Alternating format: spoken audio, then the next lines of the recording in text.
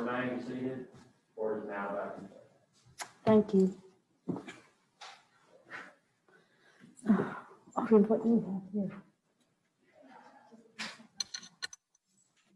From yesterday, yes.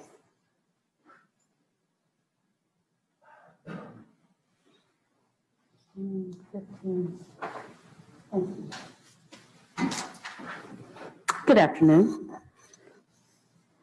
I believe are we ready for argument? Where's Mr.?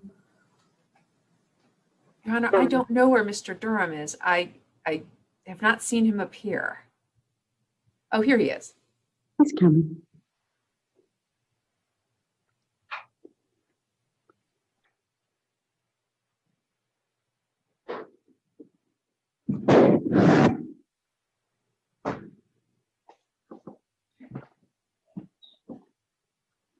All right. I hope everyone had a good lunch. We're ready to resume the hearings in the motion for new trial in the case of the state of Georgia versus Justin Ross Harris.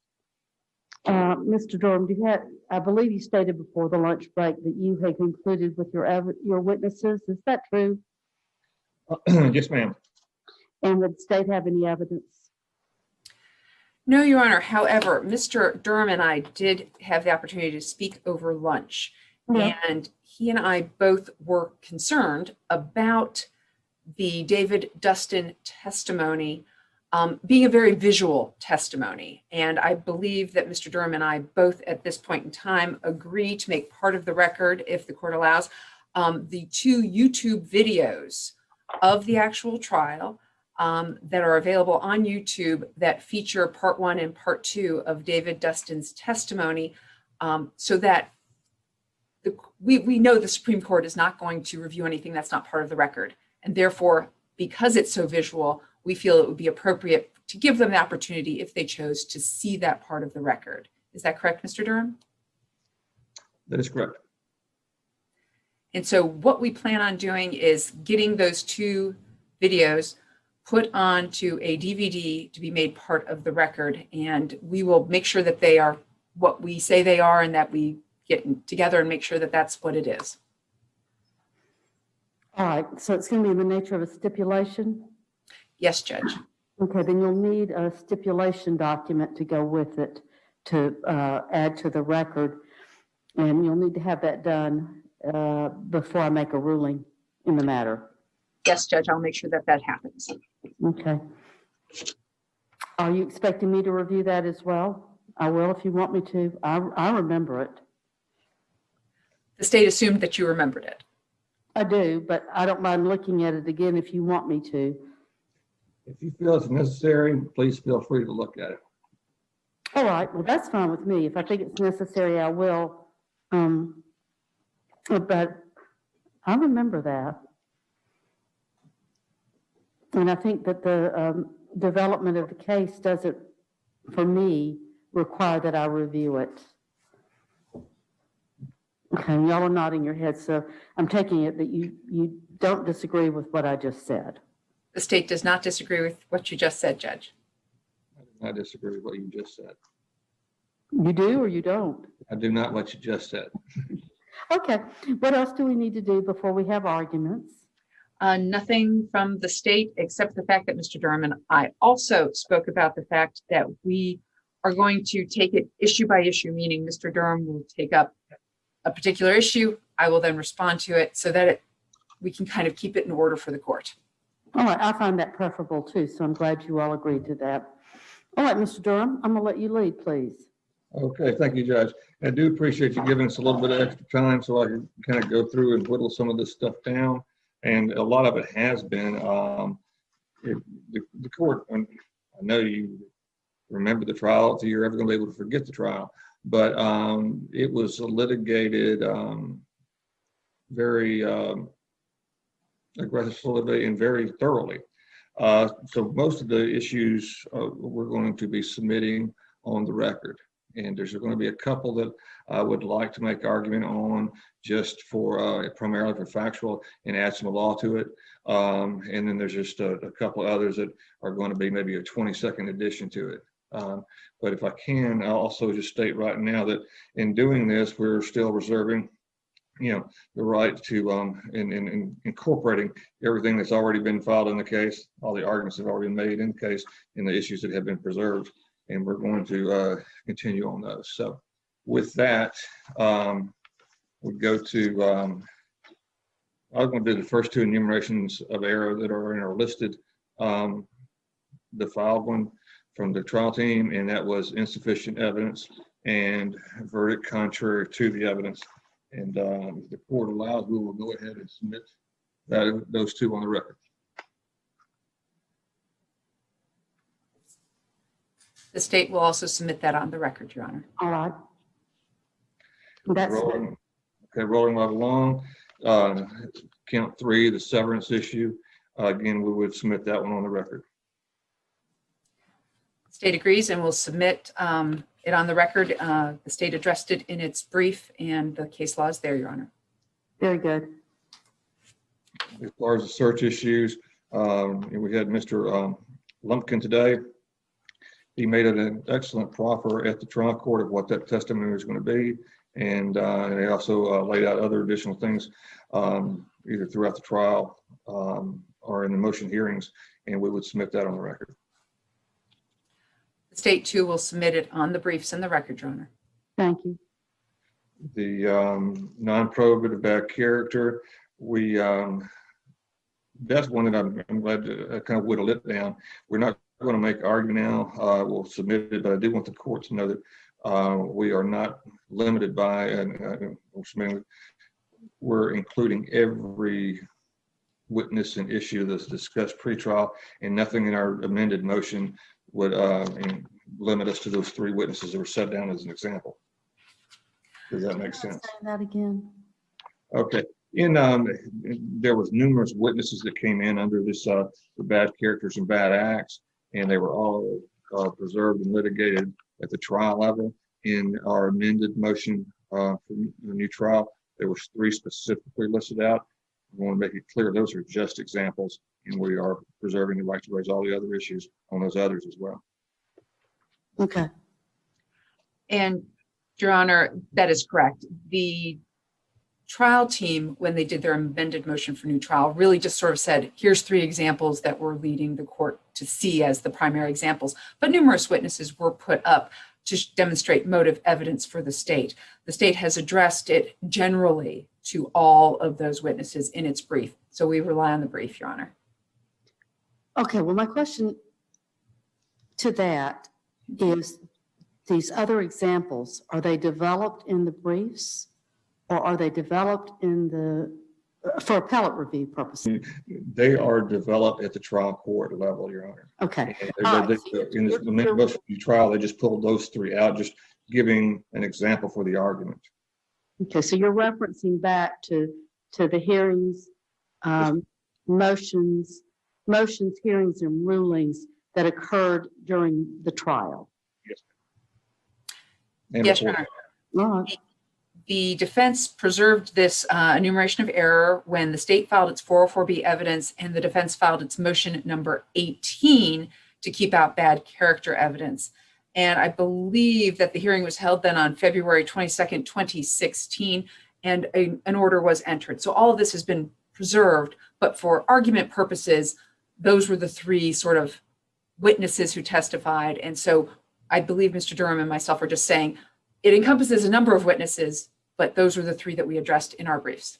Well, that was my concern, whether it was properly preserved and developed for purposes of review, because now's the time to get that done properly. Right, and that's what I wanted to make clear, that we weren't limiting ourselves, and I think we've done that. But everything was preserved at the trial court. Just to remember, and I think we did this when the state and I reviewed the evidence. We did see the 18 after we looked for it forever, and I think that is now part of the record, and it has been unsealed. That's Yes, fine. Your Honor. I submitted to the court a motion to unseal defense motion number 18. And I know I submitted it for your signature because Mr. Durham and I both agreed to it and submitted it over. I have no idea if it's been filed. I'm assuming it has been. I think it has been. Let's check. Ms. Hastings? She says yes.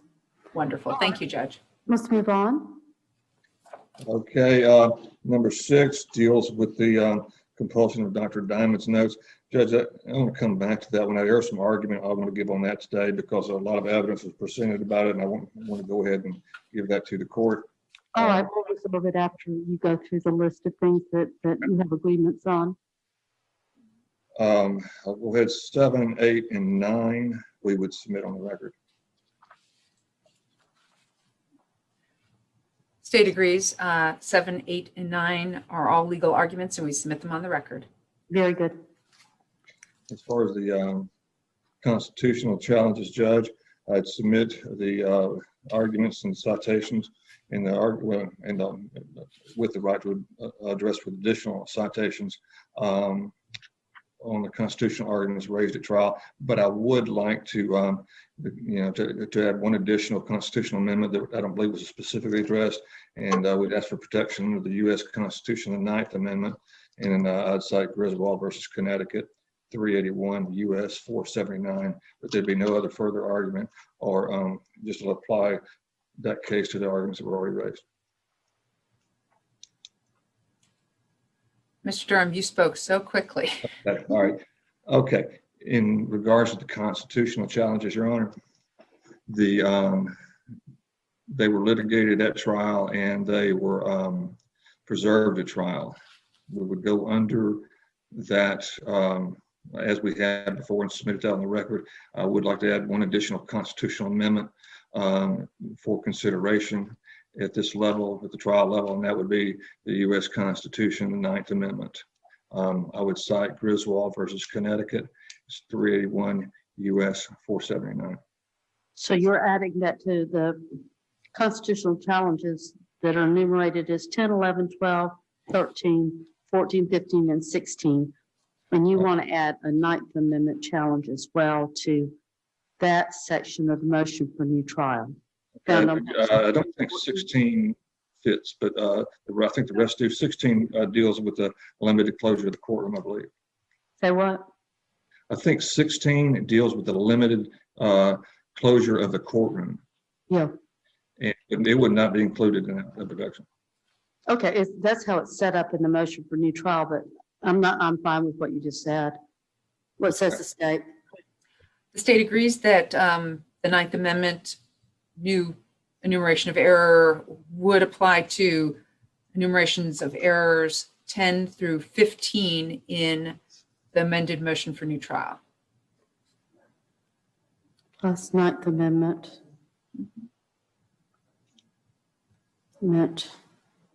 Challenge.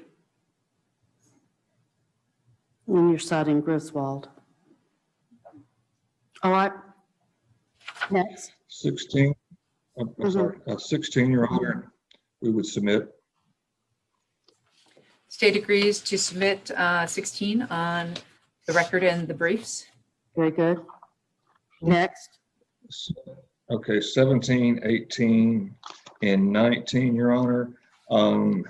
They somewhat go together in that they all deal with testimony at trial, and they whether it would be trying to cross-examine and the limitations of cross-examination or trying to present Officer Murphy.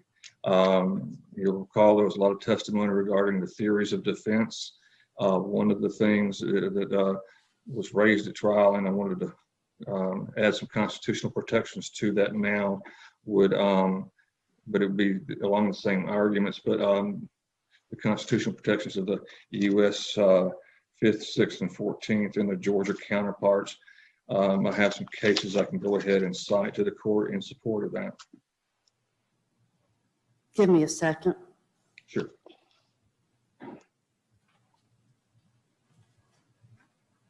I think it's on upside down. Sorry. No wonder I could hear you. Huh? No wonder I could hear you. I took it off for a minute, yeah. Let me get to the end. Okay, give me your citations.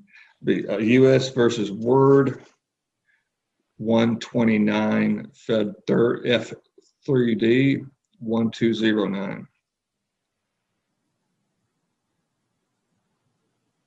Okay.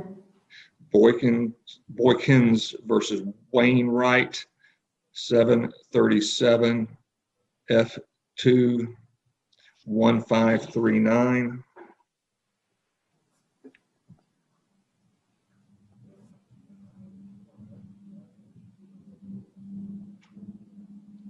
And the last one would be Chambers versus Mississippi, and that is 410 US 284.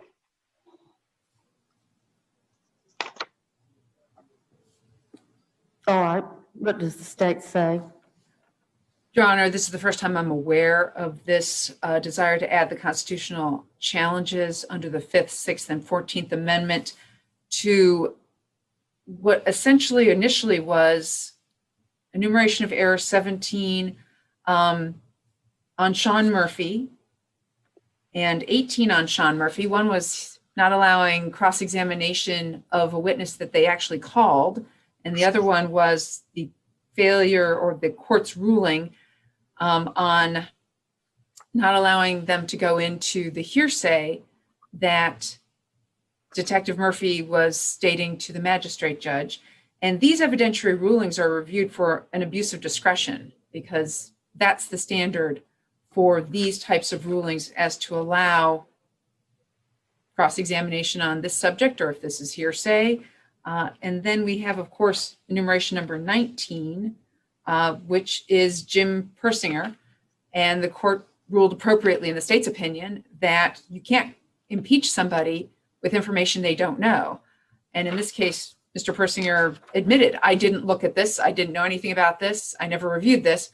And then to present evidence in the guise of impeachment would be improper. So we believe that this is all subject to review under abuse of discretion. I would like the opportunity to review these 3 cases from Mr. Durham and then respond. I think that's Make it clearer, because maybe I didn't know if a lot of the evidence during the motion for new trial hearing dealt with and also I believe the way these are titled in the amended motion for new trial, there the language deals with not being able to properly present a full defense and to suppressing the defense theory. And so that's why we would submit those cases under those code sections and under the constitutional challenges to a right to fair trial and a right for due process. And also the 6th Amendment as well, for a right to confront witnesses. I'm sorry I interrupted. I'm allowed the state to respond to that. That's fine. Yes, I just want to make sure I was clear so she could respond. Yes, once again, the state's very concerned about the characterization, which the state's opinion is improper. In this particular instance, these are rules of evidence, and the judge is the one who rules whether the evidence comes in or the evidence doesn't come in. Can you present hearsay evidence? Can you treat this witness as a hostile witness? And the guise of, we didn't get to do a full defense because of your ruling, well, that's not an appropriate necessarily legal argument. You interfered with our defense theory because you wouldn't let us put in evidence that we're not allowed to put in. Okay. And then we have a right to confront our witnesses.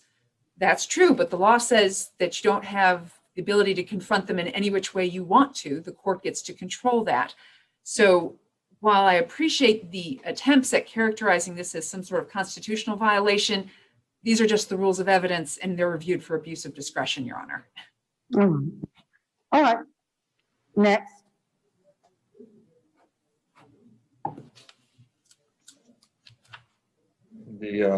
Are we ready to go forward? Please. Okay. 20 we would submit. All right. And The state agrees to submit number 20 on the record in the briefs. And 21, the jury viewed call would also submit. State agrees. All right. Hang on a minute. Let me get 22. 22, I would like to be heard for a brief argument on that at this time. Do you want to do it now, or do you want to wait until you go through and then come back around? What? When I go through. I'll wait till I'm finished. I'm having a hard time hearing you. Okay, I wonder if my microphone's covered. I would like to wait till I was finished. I'll just do it after the motion to compel. I agree. Okay, 23. We would submit. State agrees for enumeration of error 23 to submit on the briefs in the record. 24. We would submit. State agrees to submit on the briefs in the record. 25.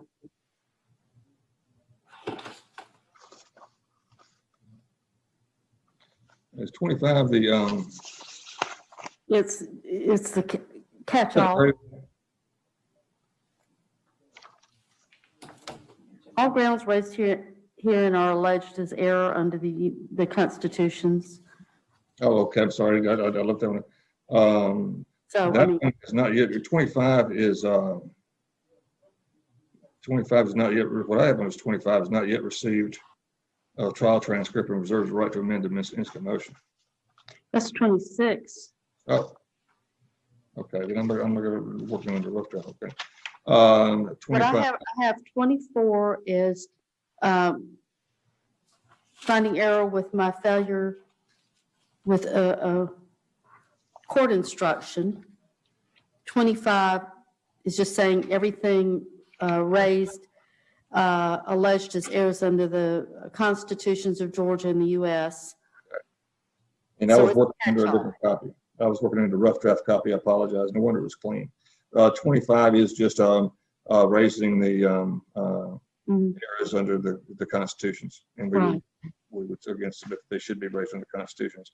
And 26 deals. I don't think there's anything to hear on 26 because you have heard us, and you have we do have a trial transcript. And then we have the amended motion for new trial and the supplemental amended motion. So let's look at the amended motion. As far as the first amended motion, that deals with the submissions for ineffective assistance. Mhm. And I've indicated in the motion, Your Honor, it was more out of an abundance of caution because in the two issues, what we have alleged is the defense counsel came in with these two theories, and if they gave advice to the expert about his notes and they relied on him, and if they were wrong in that, then they may be ineffective, because their whole case relied on their faulty impression of the law. That would be the same thing under the trying to go after the statements by Detective Murphy to the magistrate judge. Again, those were relied on. They were put up on a big board in the opening, and they counted on it. And so that's the reason for those there. There's nothing to be heard because all the evidence is there and has been presented to the trial court. And we do submit that the error was not on behalf of trial counsel, but if it is found that it was, then the court needs to look at if they were ineffective by heavily relying on those and I guess going all in on those two arguments. Okay. Well, the state does actually have argument regarding the ineffective assistance of counsel claims, which I'll call 1 and 2 in the amended motion for new trial. But would you like to hear those now or at some other time, Judge? Let's wait a minute and let's go back and let Mr. Durham go through his, and then you can follow up with yours. And how about the supplemental amended motion for new trial? That was kind of also done out of an abundance of caution, Judge, because it deals with cumulative error, and I have not had an appeal since the Lane case came out, and I want to make sure that I didn't screw up and not add a specific enumeration and then find out that they wanted it listed at the trial court, heard before the trial court. So what we would do is we would ask the court to review this, the motions we've already presented to us, the enumerations we've already presented, and considered under a cumulative error rule as well. Okay. Let's do this now. We've gone through them. The ones you want to argue them, Mr. Durham. Articulate the one you're arguing, present your argument, and then Ms. Stanislawski, then you can respond, and then you would have last say, Mr. Durham, then go to the next one. And then when we're finished with his, Then I'm going to hear your responses to the ineffective assistance, Ms. Stanislawski. Thank you, Judge. Yes, sir. Yes, ma'am. Sorry. Okay, Your Honor. First one I'd like to go ahead and talk to about is the motion to compel. And I guess the best way to do it would be to look back and get a brief summary of what we've learned about this case since then and get a factual background of it.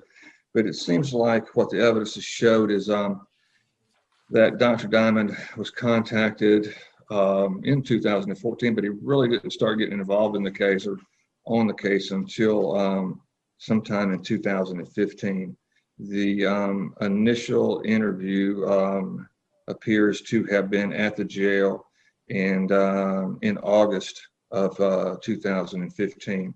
And the way I understand the evidence was that that was a meeting where they were all in, when I say all, the trial counsel, a private investigator, and Mr. Harris were all in a room at the Cobb Adult Detention Center. It would be one of the conference rooms. Now, the testimony, if I recall, from Dr. Diamond is that he went in there with those handwritten notes that were defense exhibit number 2, but they were the part of what was turned over, but it was the part that the state did not, or contends they did not look at, or at least the Cobb County office. The evidence is that after that, there was meetings between them, there was conversations between them, there's exchange of information, trip to Tampa, and at some point in April of, early April of 2016, the prosecutor, Mr. Boring, I think it was on April the 11th, filed a motion to compel, and he had talked to Dr. Diamond, and Dr. Diamond mentioned some notes.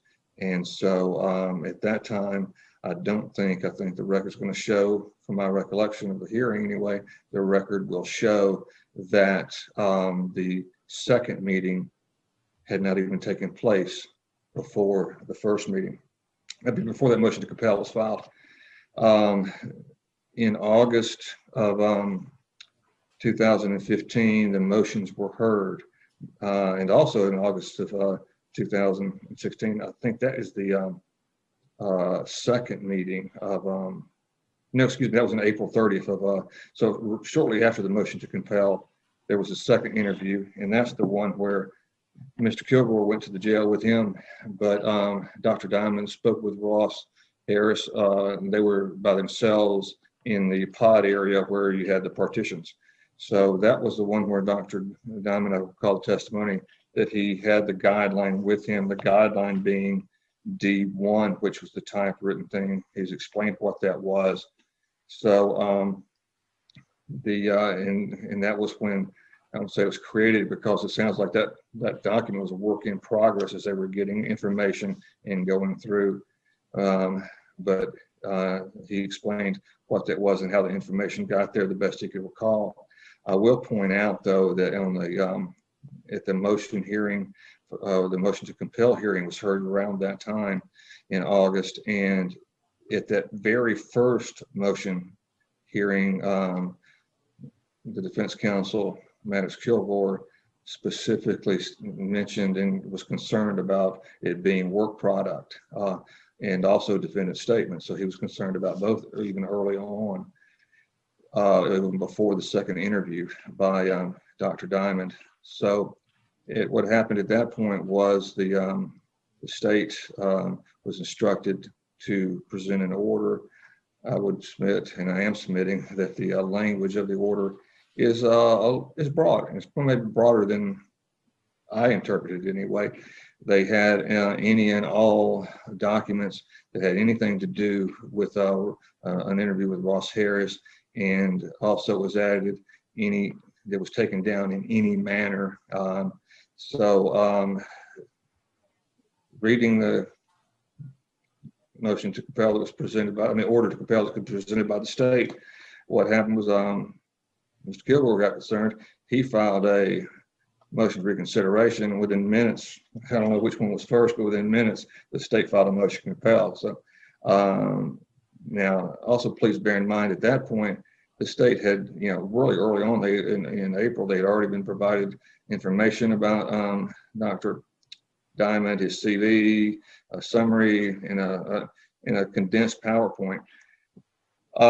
So the the court had a colloquy with them, and I do want to just briefly go back over it, which hit a little bit in the motion hearing, but the state, I think the state realized at the end maybe they had gone too far with that order, and Mr.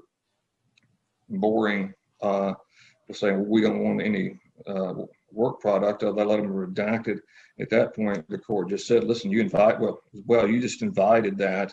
And then the court said, I stand by it and all of it. So I need y'all's orders, and I need you to do the motion to compel, and you need to be comply with the prior order by Monday. So there was no choice but for Mr. Kilgore to turn over everything, because that's what all of it means, and that's what any and all and in any manner means. So he was following the court order and the court's direction.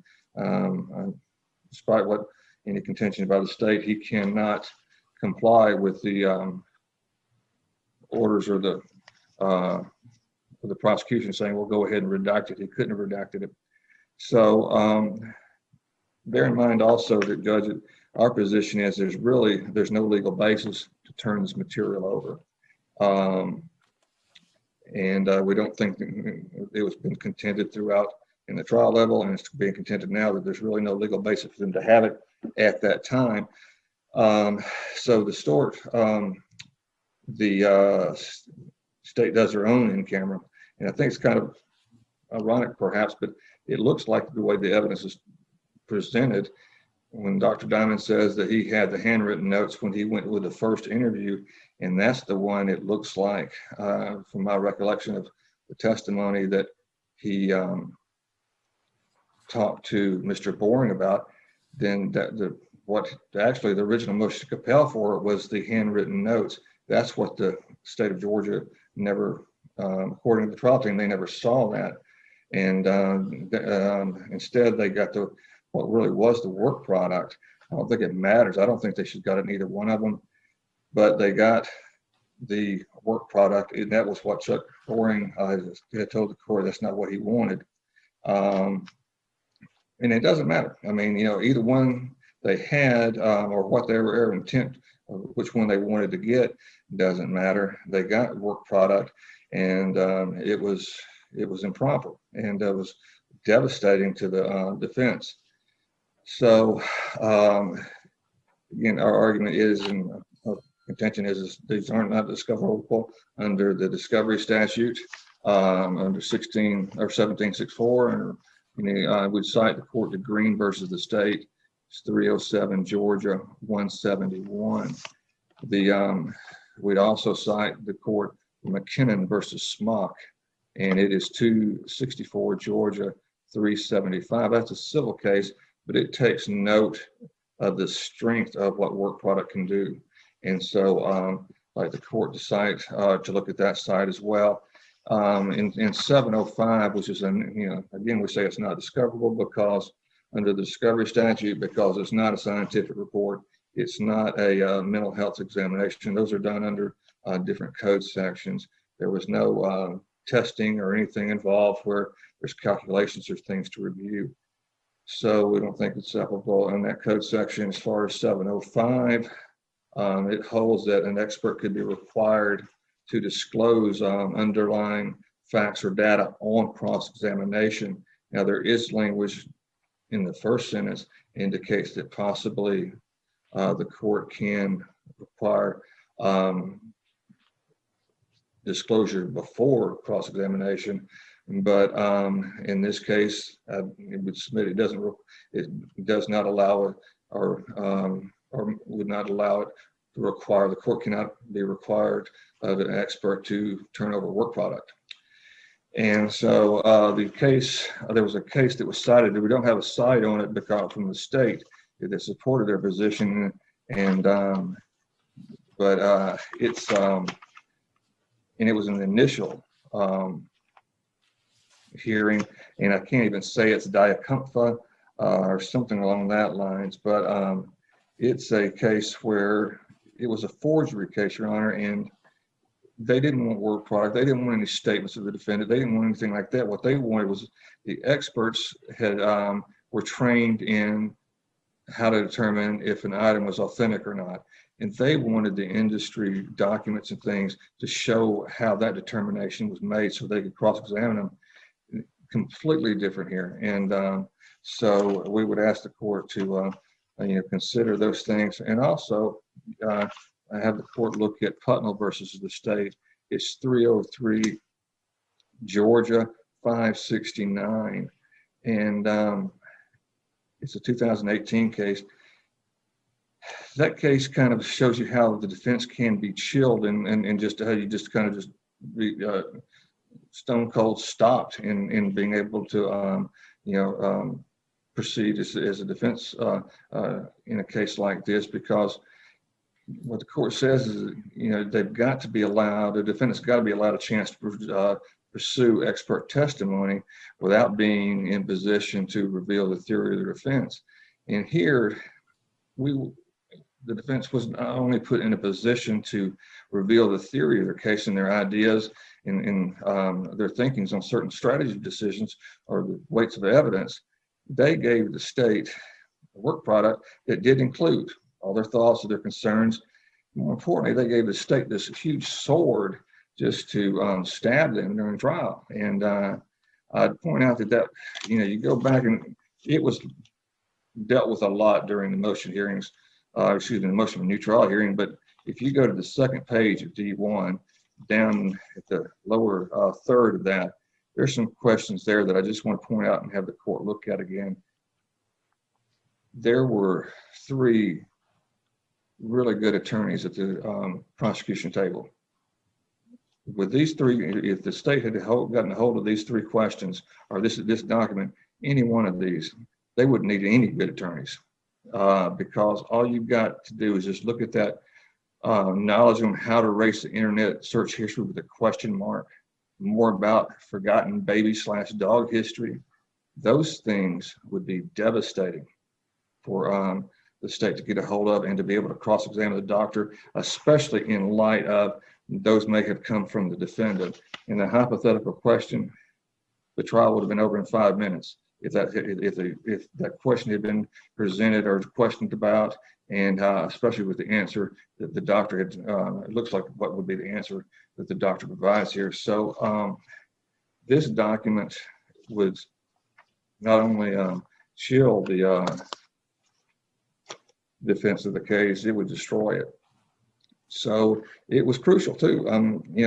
Maddox Kilgore had told you it was his decision, and he told you that was the key decision why he didn't call, why Dr. Diamond wasn't called. It doesn't matter what Dr. Diamond thinks or what Dr. Diamond would say. It's Maddox Kilgore's decision. And a good illustration of how important it was or how crucial it was in the state's closing argument and in their cross-examination of Dr. Brewer. They beat it home how he couldn't give even any example of a case where it happened so quickly, the memory failure happened so quickly, or he couldn't give any other examples how it happened in real life. And that is exactly why they needed Dr. Diamond. That's why he was retained as an expert. And so we would ask the court to reconsider and look at that case in light of what we have learned here and grant us the relief requested.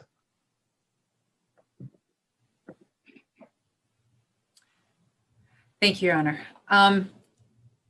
Your Honor, the court completely ruled appropriately in this case. And the reason for that is under 1716(4), which is when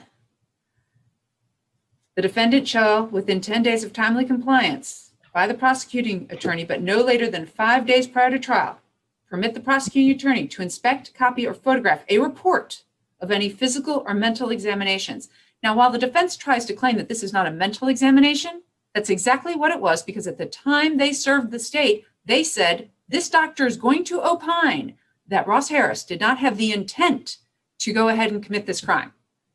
Right to somebody's mental state, the intent or not intent.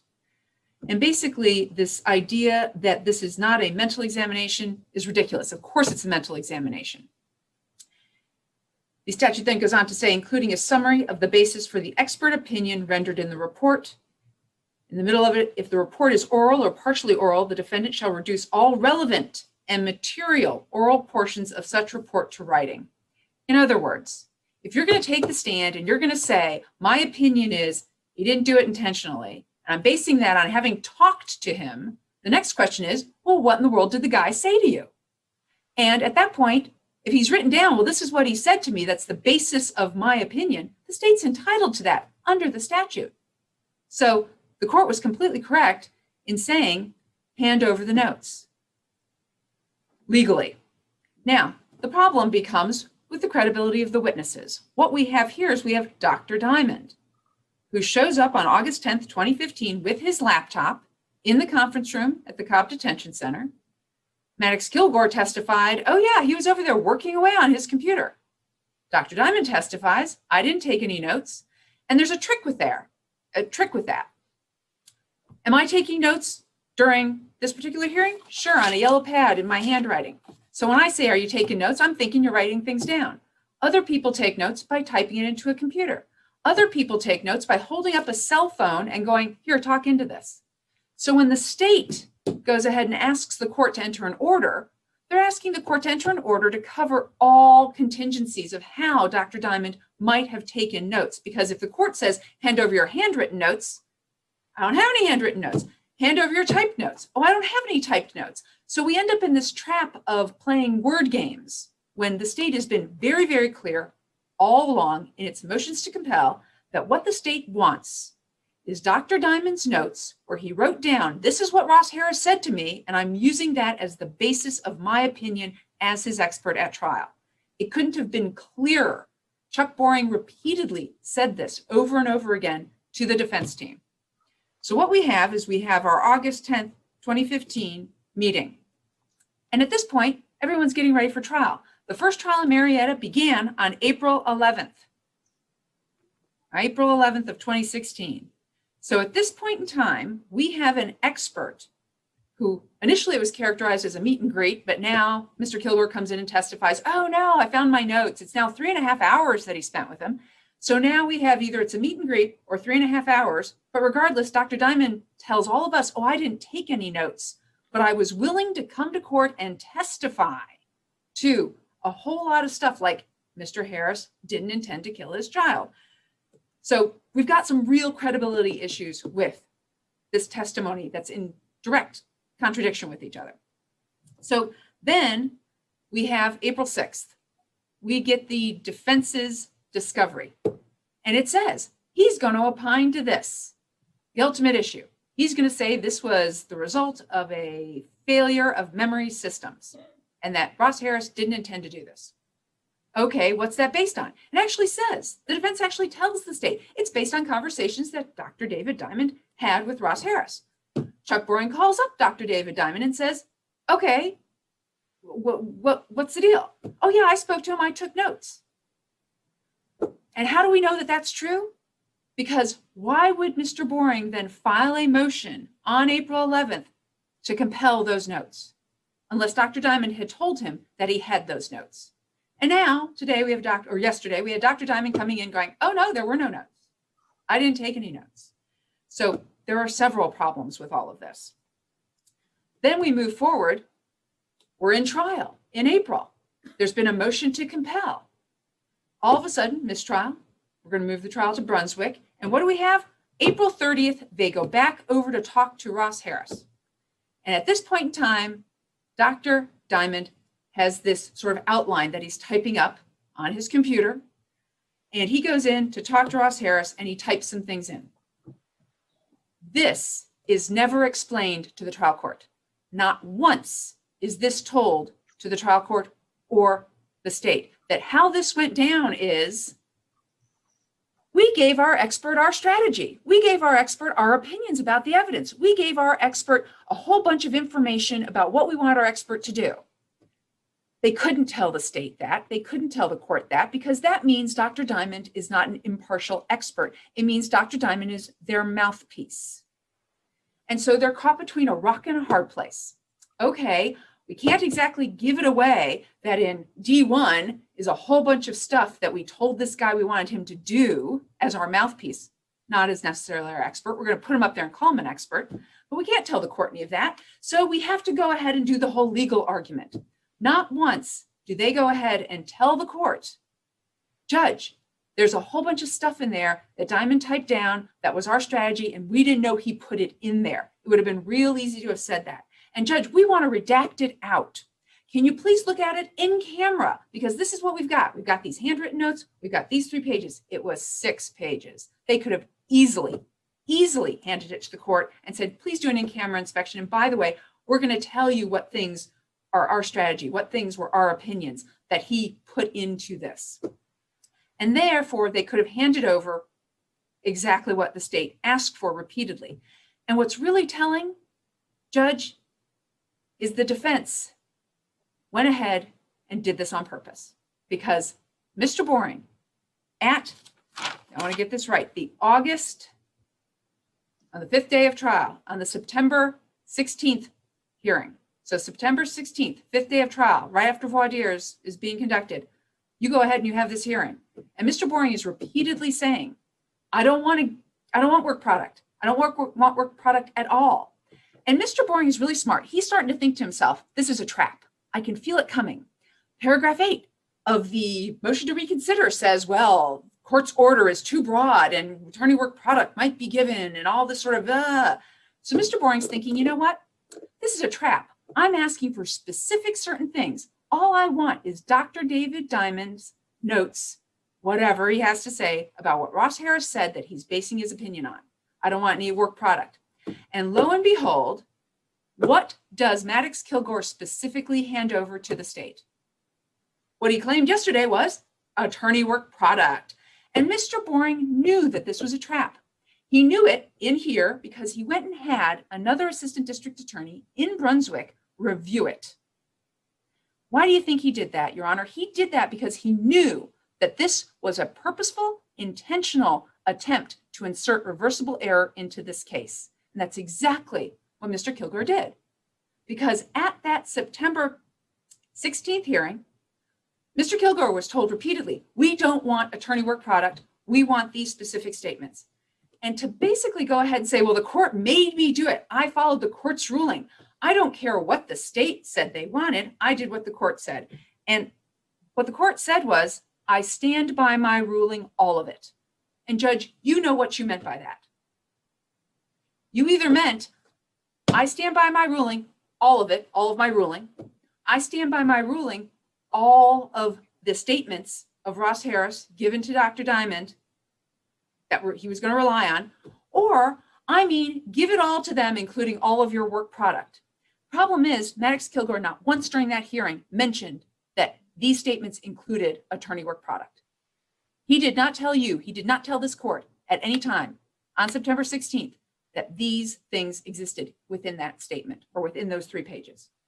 And if he had asked, well, Judge, I need it redacted, I need an in-camera, we wouldn't have this issue. So this is attempted built-in reversible error by the defense. And we know that because Chuck Boring sensed it way back at the time of trial and had it reviewed. Now, having said all of that, this issue actually is not reviewable. And the reason it's not reviewable is this, Your Honor.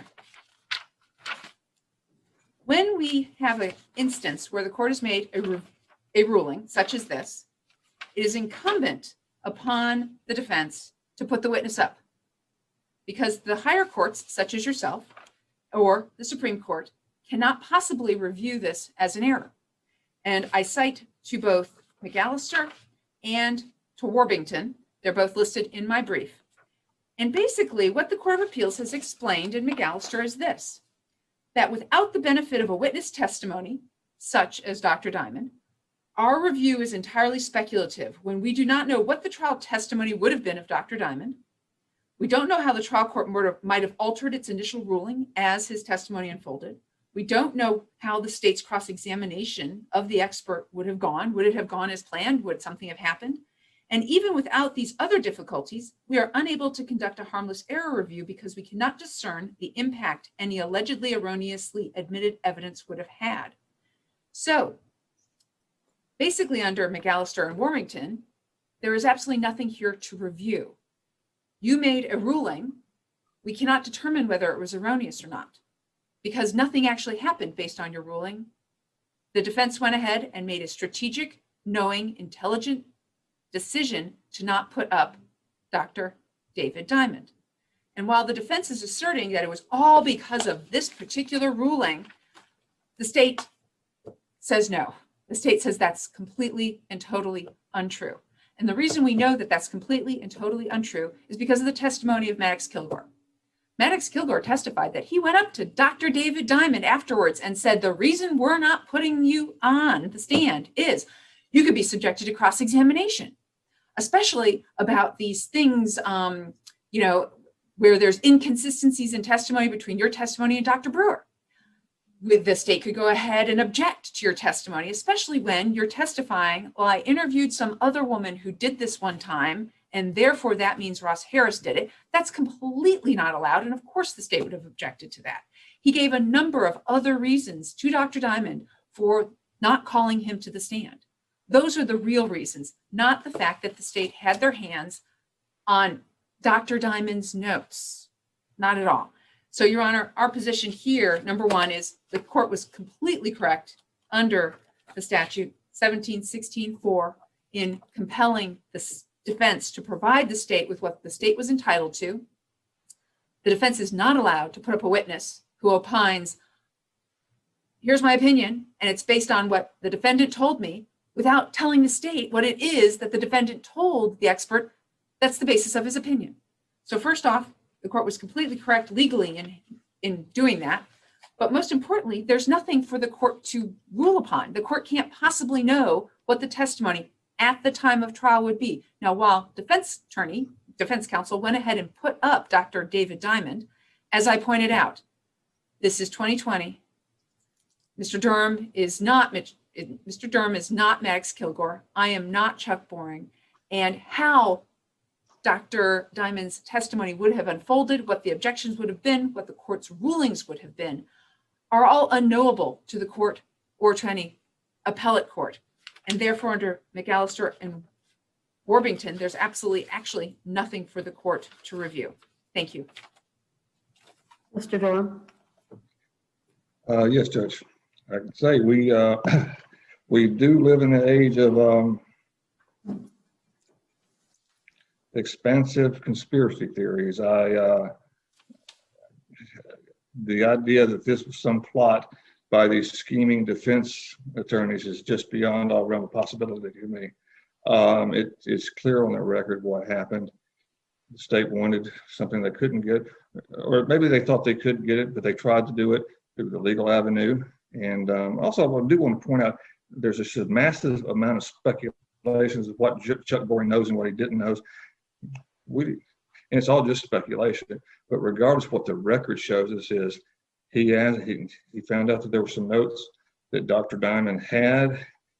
There's nothing in the record of the conversation between Chuck Boring and Dr. Diamond. We don't know what Chuck Boring's recollection of that hearing was, or a recollection of what that conversation was. We just have speculation on it. And that speculation has devolved into this huge conspiracy that Maddox Kilgore and the trial team were conspiring to have the case reversed by some miraculous way and I guess get their client convicted and then hope to get a new trial. It's not the greatest strategy in the world, but we're going to go with it for this argument anyway. Now, the thing that does need to be pointed out is the order in this case that says any materials relating to any regard and in any manner. There was just any and all It was so broad. And that was submitted by Chuck Boring. Maddox Kilgore told him at the very first hearing that it was a work product. He said that during the hearing. It was verbal and he said it. Nobody cared. They didn't care. Chuck Boring went ahead on the record and went forward and issued the order any and all without any regard to the work product concern that Maddox Kilgore said orally. Next hearing, Mr. Kilgore puts it down in the pleading and he writes it down. So I don't know how I can explain it any better, but it was at some point, the state's got to take blame for taking this order, expanding what the trial court said at the initial hearing and making it a little bit broader where any and all and in any manner and in any regard. And so they had to turn over everything. You do have something to review. You have Dr. Diamond's testimony. I can't find my little McAllister case here, but my recollection on McAllister is it does say some of the things, but there's also a notation in McAllister that a footnote that notes that an ineffective claim was not proffered, which means that there was no proffer at the motion for new trial. And so you have that here. Yes, I am not Maddox Kilgore, but you still have a proffer. It still needs to be considered. There is something to review, and it shows the harm, and it shows that, and you can look at the document that he was forced to turn over. He asked not to have to do it, and even Chuck Boring started realizing, according to the record, and the way it reads, he was having issues about maybe I went a little too far, and maybe they're right, but he didn't ask the court for an in-camera. He did ask the court if they consider redaction. Your Honor said no. And the defense wasn't even allowed to redact it. Now, at no point did Mr. Boring, there's any record of Mr. Boring coming in saying, well, listen, why don't y'all just get me a summary, get me a redaction or something like this? But he didn't. He went with his order, and it was too broadly written and got information that he wasn't supposed to. And instead of asking the court for an in-camera, he has a DA do the in-camera. And the funny thing is they gave him the wrong stuff. They gave him the work product. So to make this into some type of conspiracy theory that the defense is trying to sabotage Mr. Harris and get him convicted in hopes they can get for a new trial is a little bit far-fetched. And you do have the evidence presented to make the consideration. You have the evidence laid out for you of what was turned over, and you have a law that says it wasn't required. And we respectfully ask you to grant our motion. Let's move to the next matter. Okay. I think the only one I have left is the 3D. That's consistent with what you said. Judge, if I could do one more thing, and I dropped this note. Also, in response to that, there was an order about the ultimate issue where the opinions couldn't be testified to in that time frame of 2016. We were just kind of coming in with a new code section, and ultimate issue was not a lawful way for him to testify anyway. The court granted it, so the idea that he could come in and state his opinion at the trial was incorrect, especially in light of the judge's order. All right, if I can, I'll just go ahead and go with the cartoon. This one may not be as long, but I do want to put some factual things on it and make it a little bit more cohesive. And I think the state's idea about being able to see the video if the court needs to may be helpful. Your recollection may be sufficient. I'll leave that to the court, but I think it did help me and understand the case a little better. The background of this was these motions were heard last year about the 3D animation, and the defense objected to it. The court allowed it. It was allowed a rejection, and the objections were, the state says it's demonstrative, and it's only there to show the spatial proximity things like that. And the defense said, well, it's going to be misused, and it's, that was one of the arguments. Another one was it's not aiding any witness in any demonstration. So, and there was other arguments there, but that's the gist of it. That's a nice summary. Anyway, the court comes in and allows it in.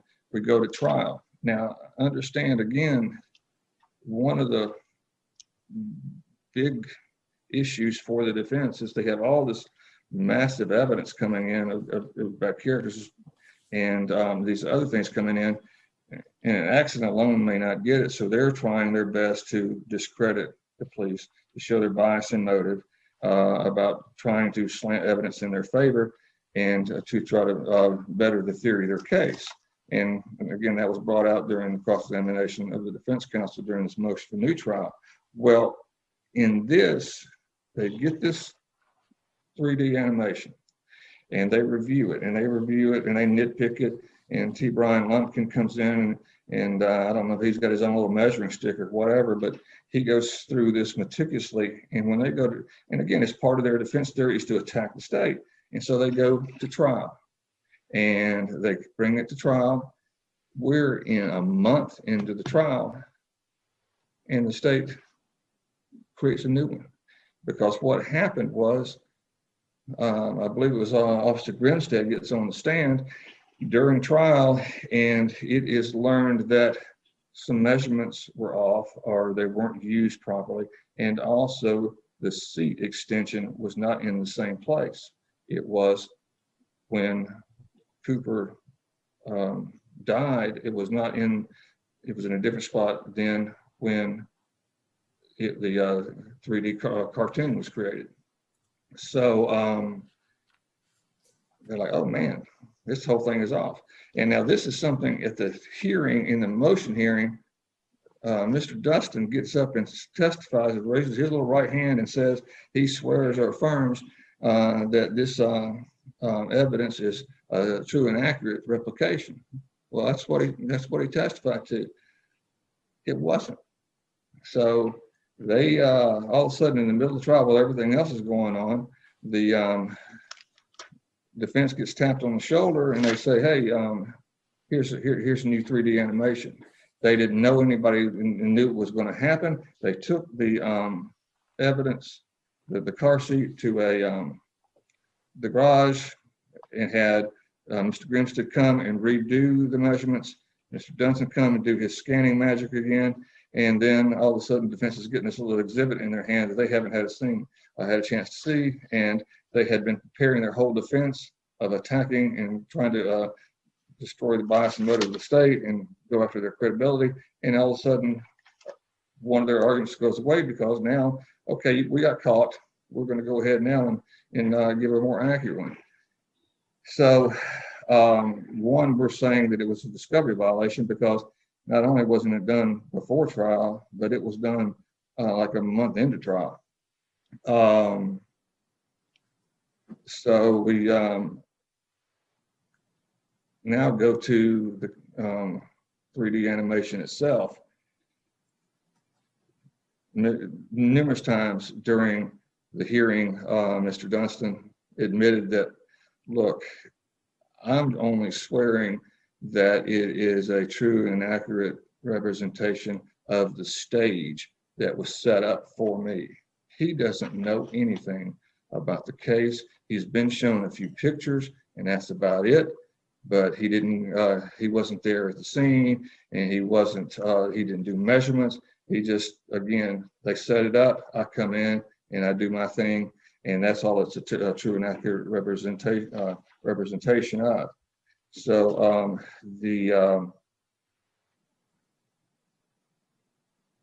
he gets on the stand and he again says, this is a true and accurate representation of what it was staged for me this week. And so, but not of the scene. Another thing I'd like the court to recall is during his cross-examination, I think it was at the very end, Carlos Rodriguez is asking him and says, well, did you know anything about the witnesses where this car was parked walking by it? And, you had the windows down on the 3D, the windows are down, so you can see through it now. And of course, Mr. Dunston said he did not know anything about the evidence of people walking by because he didn't know anything about the case. And the question was, well, then it wouldn't be a true and accurate representation of that, would it? And Mr. Dunston said, no, it would not. That is the concern. The issue we have, also another issue, is how misleading it is. And I think, well, the court's going to recall this better, but there was, some evidence put out today, but the flyovers, the ability to take the roof off, the windows down, and to manipulate it where you can see in places that you've never seen before. And all of this is supposed to be for the issue of spatial proximity. But they also make sure the jury knows that, hey, we're trying to do this just so it'll be what Ross Harris can see. We're going to get the guy closest to his height to sit in the chair, and we're going to put the tape there and have that at his eye level. And then that'll be more accurate. But then they get this machine that can spin its head around. It does 360 degrees and see things that a human being can't. So it is inviting the jury to exchange their views for what Ross Harris can see. And I hope the court understands and appreciates what a critical thing that is, because a key fact that they have to determine is what Ross Harris saw when he got out of that car. And when you can have a video where your head can turn around in angles it's never seen before, that is persuasive, it's devastating, it's, more importantly, it's prejudicial. So also bear in mind that they had pictures and pictures and pictures, all different angles. They got to see the car. They went out to the vehicle themselves. So I do think it's prejudicial. And one other thing they keep talking about in the motion hearings, that it was only to show spatial proximity, but during, I think it might have been redirect or direct, but there was testimony where the state is saying you can see his feet there. And, of course, the answer was yes, because you could, but you had to be looking for it. So we would ask the court to, look at that again. And what I'd cite, Your Honor, is if the court would look at, the demonstrative aid. I'm looking at page 268 of Millich, and there's two basic rules here. Those two rules are that a witness with personal knowledge of the real evidence must testify that the demonstrative exhibit is a fair and accurate representation of the real evidence in all material aspects. That was not done here because, I would submit anyway, it's not done here because Mr. Dunston knows nothing about the real evidence. Mr. Dunston's testifying that he knows that this was a true and accurate representation of what was staged to him. So we think it falls on that regard. And the example in Millich's case is where it was a person that knew the intersection, been there, and was able to do a diagram about that. Mr. Dunston hasn't been there. He doesn't know about the case. He's been shown a few pictures. So we don't think the first peg of is met. The second requirement is that the demonstrative exhibit must be sufficiently probative and helpful, and have outweigh any tendencies of the exhibit's ability to confuse and mislead the jury. And they, under the new code section, I say it's new, it's 2013. So, but there's a Smith case that decided, and it is at 299 Georgia 424.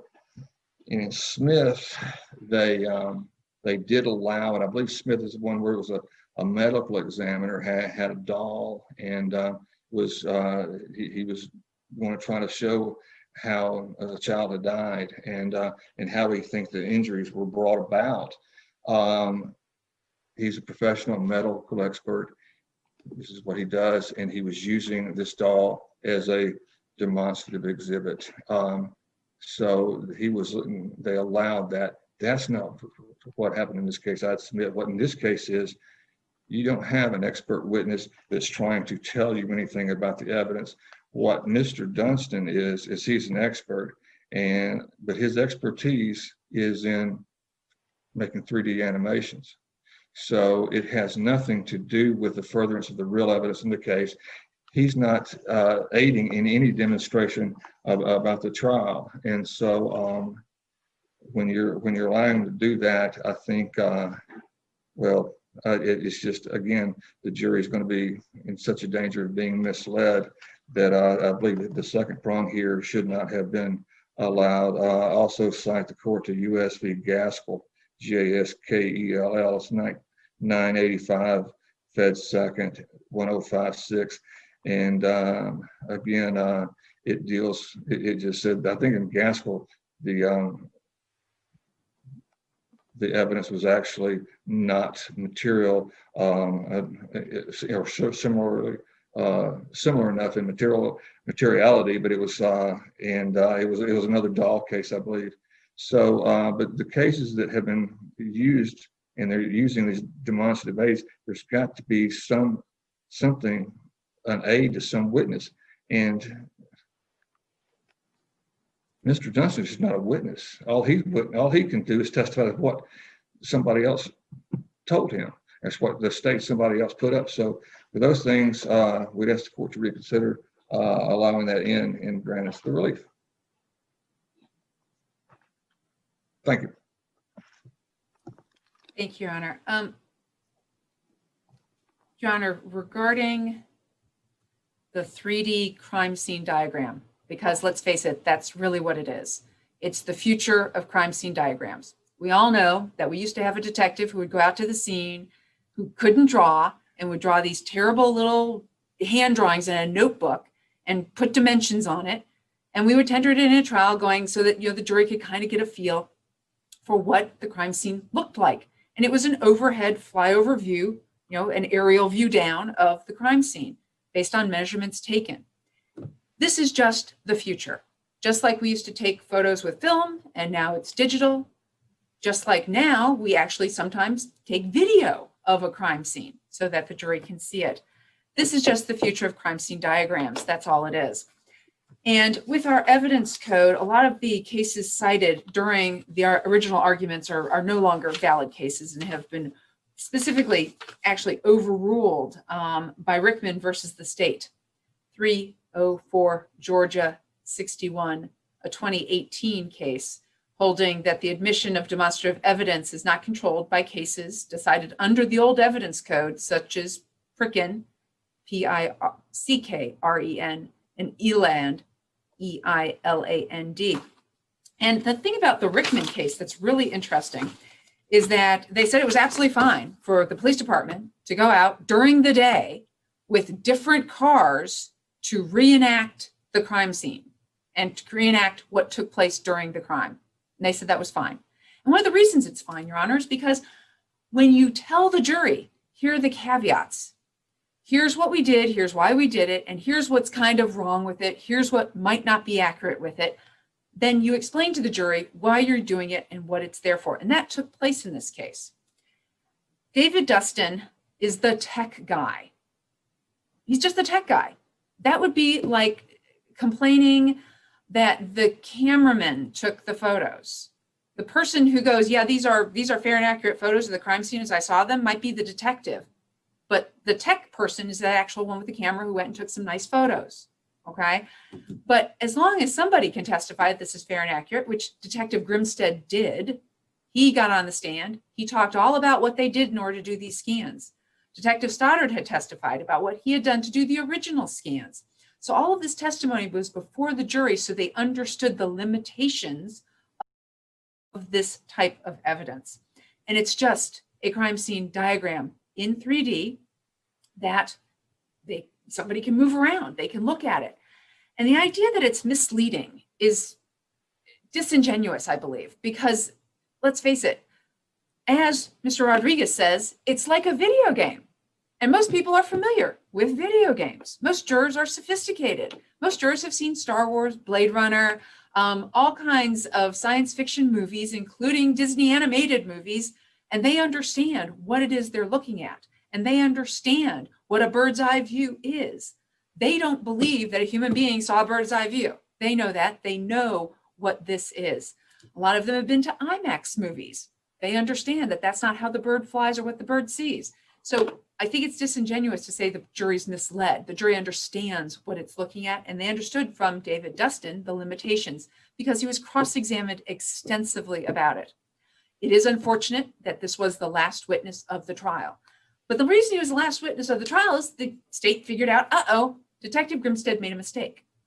And he's on the stand, he's talking about it, and it's like, oh my gosh, the measurements are wrong. We have to rescan because we've got to do it right. So it's very similar to a detective looking at their crime scene diagram going, oh my gosh, I wrote 13 feet down, but it was really 14 feet. And redoing his crime scene diagram and going, oh, here, defense, I fixed this because I testified at trial that I did it wrong, and here's the right number on it. That's the exact same thing that happened. So as far as the discovery violation, they knew all about these 3D crime scene diagrams. And there were numerous ones, not just the one of the car that had to be redone because of the car seat. They had seen all of them. And what we did, the state, is we corrected an error made by Grimstead. And he got cross-examined about it extensively. As was pointed out by Mr. Durham, both the old scans and the new scans were all put into evidence so that the jury knew, yeah, Grimstead screwed up and we had to redo it. Thus, attacking the credibility of the state, and the jury could do what they wanted with that information. But in this case, it is not a discovery violation. They knew all about it. What they got was a corrected version of the scan. The court was correct in allowing it in as demonstrative evidence because it's appropriate. It's there to aid the jury. Just because it came at the end after everyone had testified doesn't mean it didn't help the jury understand their testimony when they saw the 3D crime scene. So it was helpful to the jury. It helped illustrate the testimony that had already taken place. It was appropriate to allow it in because it is helpful. The court did do a 403 analysis on it, and that's in the court's order. So that was taken care of. And to criticize David Dustin, he's just the tech guy who put it together. Him authenticating it and explaining how it works is completely different than Detective Grimstead, Detective Stoddard talking about the crime scene and authenticating what they had done to work with David Dustin in order to do the scans, in order to present that demonstrative evidence to the jury. And in this case, the statutes that do control will be 401, 403, 611, and 901. And all of those were checked off appropriately by the court.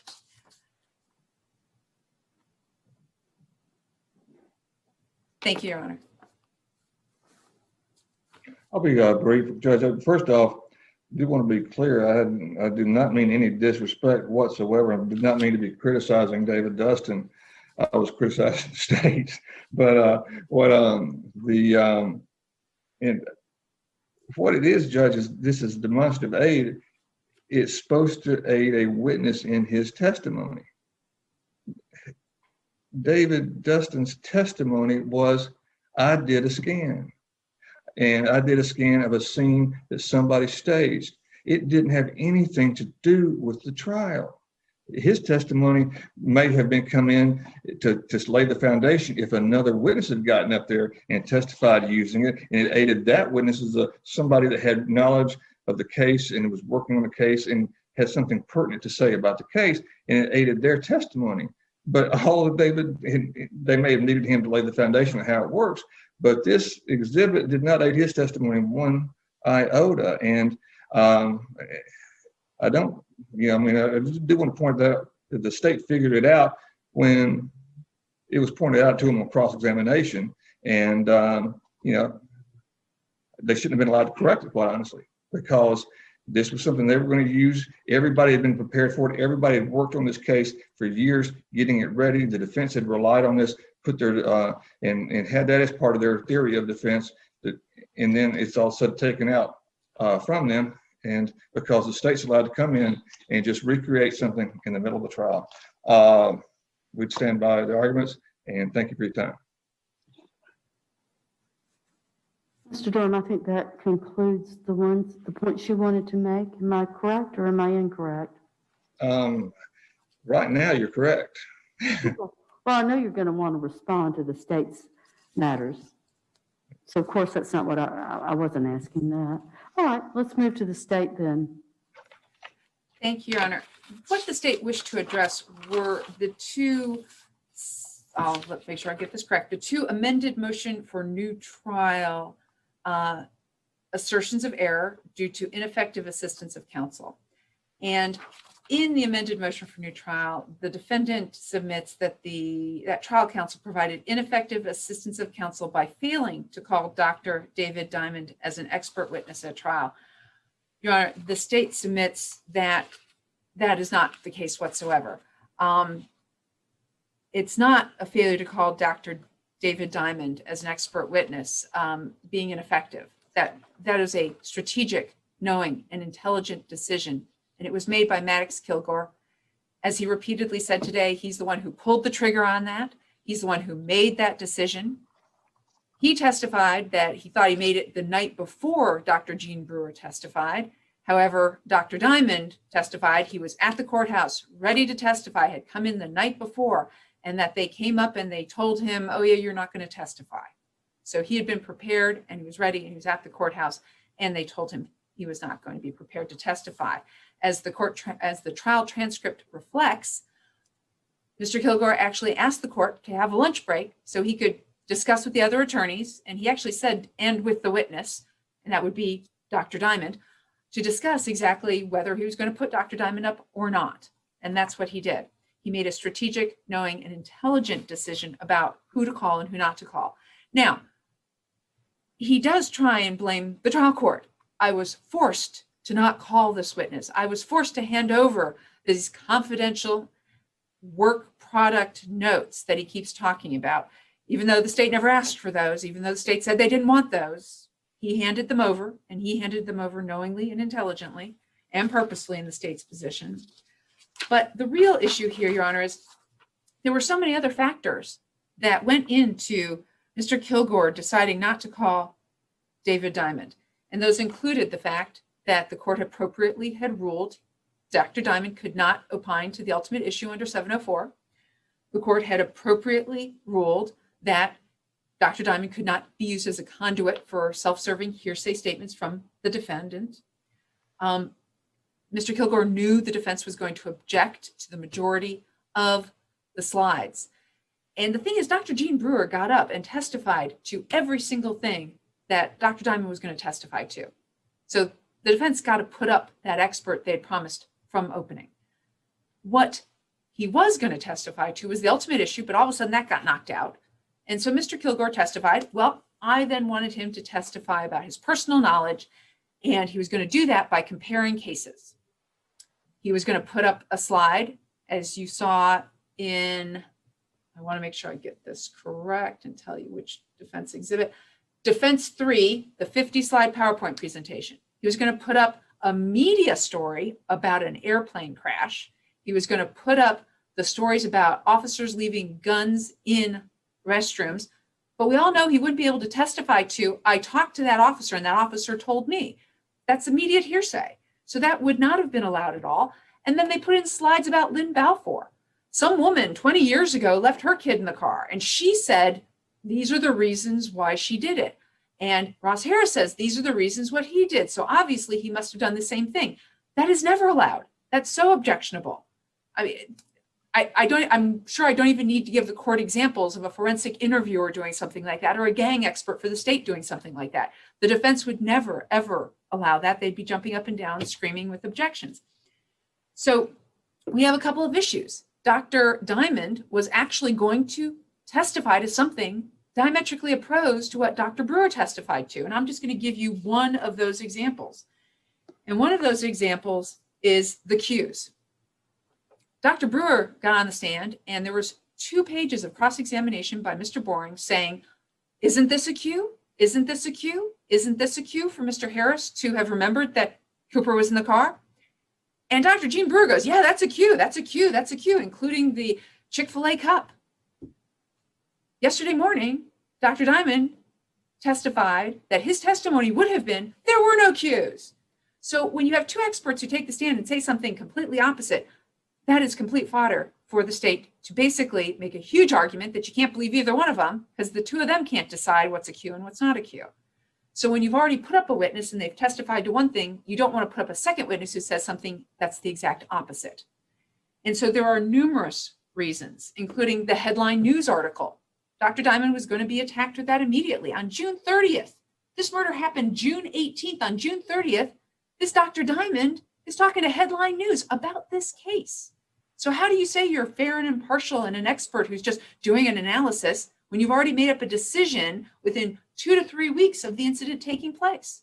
So those were all things that were going to take place on the cross-examination of Dr. Diamond, and why the defense strategically and knowingly decided to not put him up. So therefore, we think there's absolutely no basis to find that Maddox Kilgore and the other attorneys were ineffective by not calling Dr. Diamond as an expert witness at trial. And that concludes part one. There is part two, but I will let Mr. Durham respond. Okay. First off, the notes were handed over at the direction of the court. It wasn't like he just, here, take these. The court ordered him to do it, and the court had to order him twice because he was ordered the first time. It's like, no, this is wrong. You need to reconsider this, and comes back in. So he tried to fight that.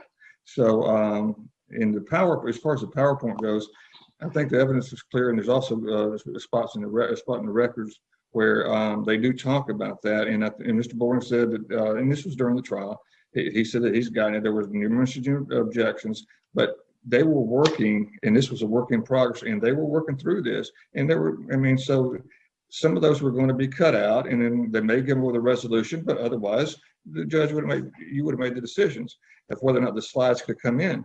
I think I would disagree that experts cannot testify as to hearsay. I think sometimes they can. I think it's a lot depends on what field they're in and these other aspects. But experts definitely would say that Dr. Diamond could testify to a good portion of the PowerPoint and maybe not the slides. But I think if the hearsay is something that somebody in his field reasonably relies on when reviewing and making conclusions and determinations, I think it'd be allowed.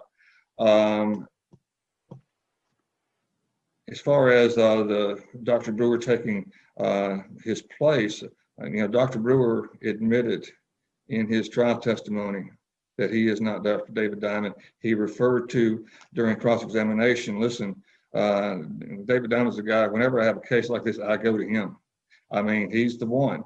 And so Brewer acknowledged that. So we would submit there wouldn't be any confusion over for a jury which one to believe.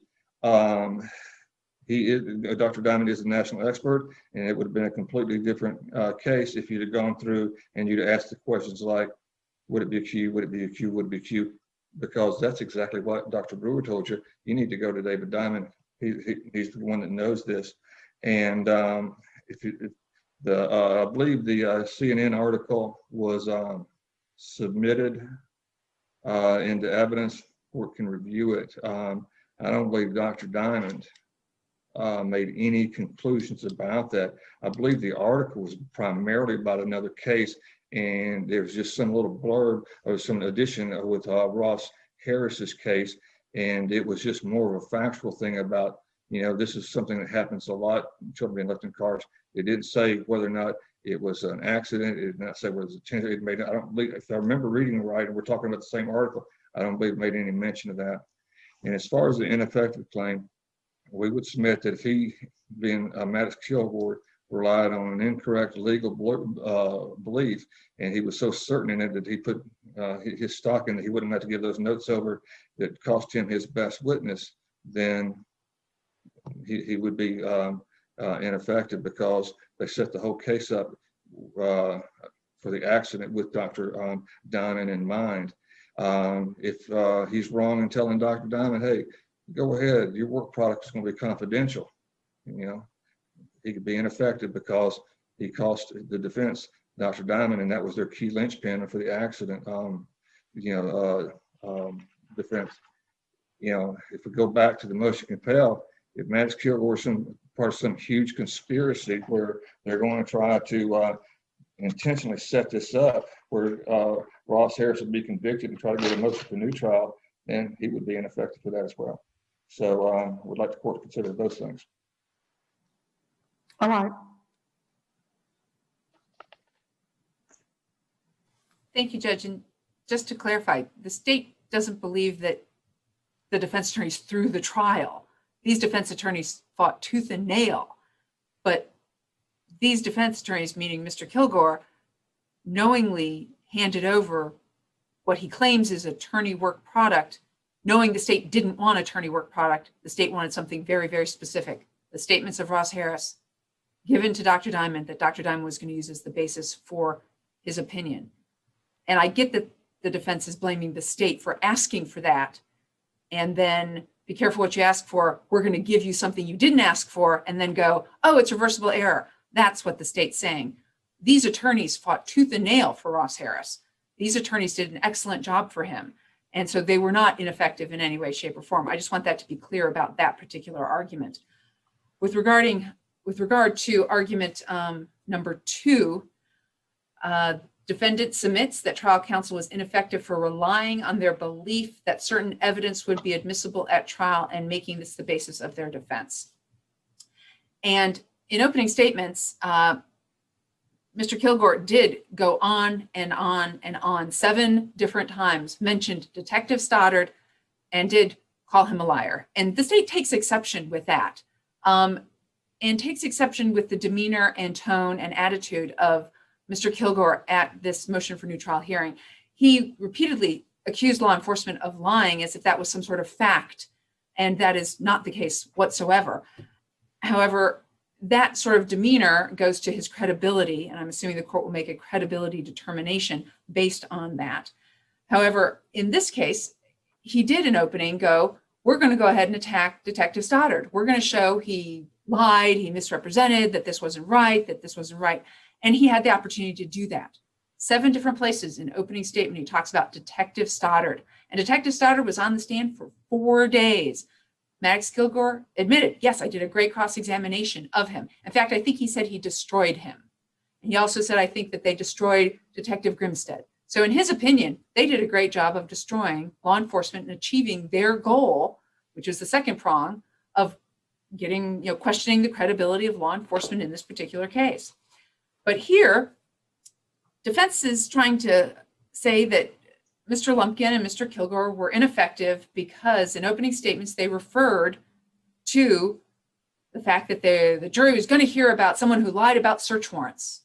And in the search warrants claimed that Ross Harris did research when Ross Harris didn't do research at all. And that's what the real issue here is. And so they say here in opening statements, defense counsel laid the groundwork by informing the jury that the police department made numerous false or misleading statements, including but not limited to statements made to the magistrate court when seeking search warrants. So what are they talking about? They're really talking about Sean Murphy. State didn't put Sean Murphy up. Sean Murphy wasn't the lead detective. Sean Murphy did a lot of peripheral things, and Detective Stoddard spent about 20 pages telling the jury everything Detective Murphy had done.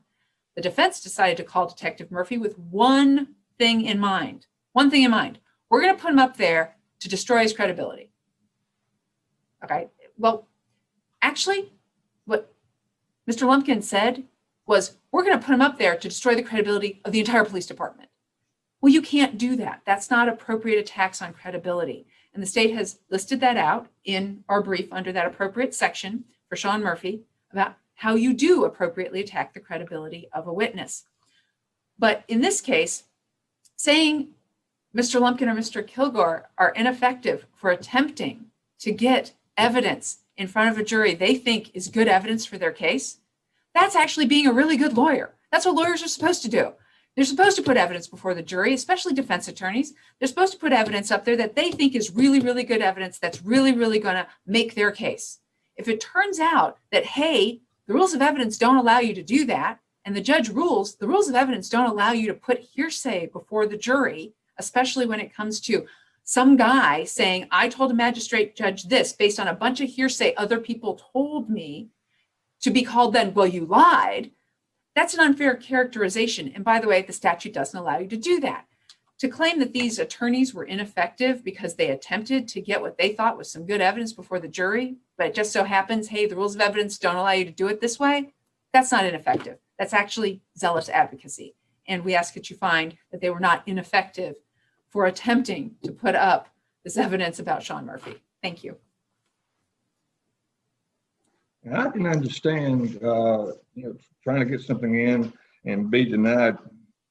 God knows I'm used to it, but their whole defense, their whole, good portion of their opening statement, everything was relying on this. And if you get up there in opening and you tell the jury that we're going to show you this guy's lied, the police department's lied, the police department's done this, you better be able to back it up. And he was not able to, because he was not able to get it. Not that it didn't happen, or there was incorrect statements on those on those search warrants, but he could put the evidence to fulfill his promise to the jury. I'm going to show you these things, and it would benefit the jury to determine if he did it. But if you can't even show him the evidence, then that is his fault. If he was so incorrect in his understanding of the hearsay rule and his assessment of evidentiary law, then and to make this big reliance on it, then he would be it could be determined to be he was ineffective, because he put so many eggs in that basket and he had no basis for it. Because you hear the state's argument, well, this is just so common. It's just everybody knows this. This is a hearsay thing. It's an evidentiary rule. And if he's that wrong, then that's before we would be submitting that he would be ineffective, and especially considering that he spent so much time, or the whole defense team did it, and it was all so reliant on this. We'll say, though, that the only reason they called Detective Murphy is because they couldn't cross-examine Stoddard. We've already made it, so that was why that happened. But I do want to point out, it may be too early to, it probably is, so I'll just wait. But that'll be it. Thank you. In response, Judge, yes, the defense had a strategy of attacking the credibility of the law enforcement officers. Murphy was one of many who took the stand. And the main focus from opening to closing was Detective Stoddard, the lead detective in this case. So to say that this is error, if it is error, it's harmless error, because let's face it, it was such a small portion. It was one part of the opening, which took place October 5th of 2016, and the closings took place, I think, November 7th. So about a month later. So to say they didn't fulfill their promise because they couldn't put Detective Murphy up and it was ineffective because they believed it, this was not the main focus of the case. Detective Murphy was a small peripheral part, and they wanted to go ahead and attack him in order to attack the entire police force and the entire investigation. And it's not appropriate. It was a good strategy, and they went for it. Zealous advocacy. We ask that you deny this enumeration of error number 2 for ineffective assistance of counsel in the amended motion for new trial. Thank you. Does that conclude our arguments? Yes, Judge, it does from the state. Thank you. For the defense? You're muted, Mr. Durham. Technology. Now you know why I don't like the 3D. I didn't know if y'all were going. I thought she was going to. The state was going to say something about the adding the information as far as attacking the defense. When we were going down the list of cases of the enumerations, and I came to 17, 18, and 19. We put in 3 federal cases about being unable to present the defense. And I thought, it's my understanding that Ms. Dunikowski was going to add something today. Was I wrong? My understanding, and correct me if I'm wrong, was that she wanted to review the cases and then respond to that in writing. Okay. That's correct, Judge. Okay. Then I did understand. Will I be able to respond to her response? Of course. Okay. Then I'll be quiet today. Let her do it first. How long do you need for to do that, Ms. Dunikowski? Looking at a calendar. Day. I believe I'd be able to get it completed by the 23rd of this month. All right, Mr. Durham, how long do you need after that? 10 days, or is that right? I mean, 5, whatever the court says, I'll work really hard. By the end of the year? Or is that too tight? I didn't hear you, I'm sorry. I'm sorry, by the end of the year, or is that too tight? Oh, that'd be fine, yeah. All right, and then I'd like to, yes, I'm sorry. Well, I was just thinking of it, but, I was thinking about the holidays, but I just kind of realized that I'm gonna be stuck at home during the holidays. So I guess I'll be okay at the end of the year. Well, I hope you're gonna do something more fun than be stuck at home. Family, well, I guess a family has to be across the room from us. Yeah, that's. If you get in I trouble. have a translator here, Your Honor, I'm sorry. I know. Well, here, heck with it.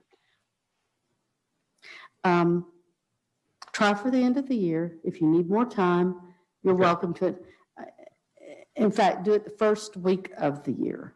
Okay, that'll be fine. I really appreciate it. Thank you. Well, I mean, I'm being selfish. I'm going to take a little time off too. Or work in the office and get things cleared up and in good tight shape. I'd like proposed orders.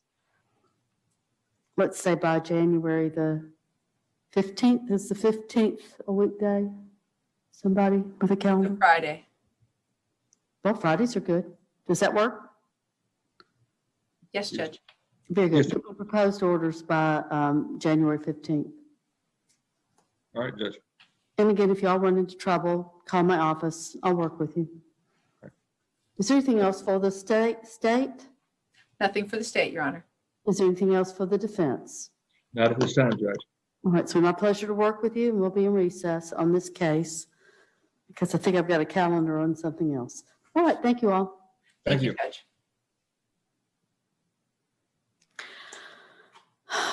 Audrey, what's happening with the Revo calendar?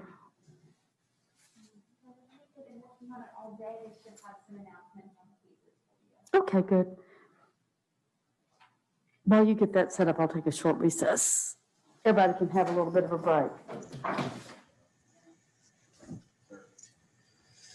What is it?